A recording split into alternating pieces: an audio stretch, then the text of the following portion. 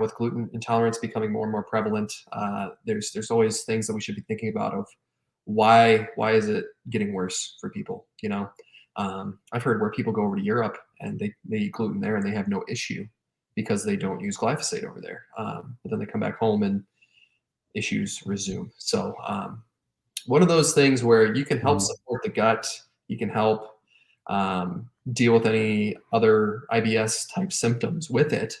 But celiac disease specifically, a lot of times people just do better when they stay off of it.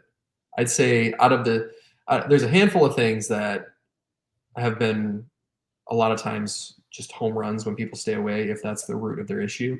Every now and then somebody has something that they just don't like and their body just doesn't like. And with those with celiac, it is gluten. But if you deal with the other things with the gut inflammation and all that, they can usually tolerate other things better as well. Because if the gut integrity isn't great, there's going to be other issues and sensitivities to other foods just because the leaky gut and increased immune function going on. So there's going to be other issues. So if you help calm that down, things like lactose, casein, all the things in dairy, as well as other grains like corn or maybe even coffee, soy, nightshades, all that stuff won't or shouldn't cause as many issues.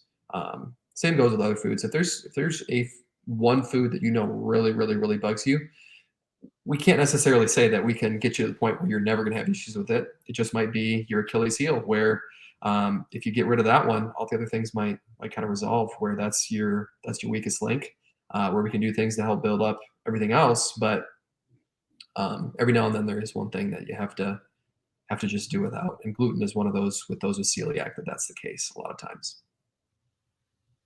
It's the harsh Right. reality of life in the 21st century.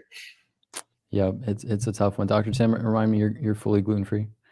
Yeah, I do better without it. I don't have celiac disease, but got some sensitivities and stuff. So, Yeah. got autoimmune condition and things like that I'm constantly trying to keep at bay. Try to handle stress and other inflammatory things that will be contributing to it.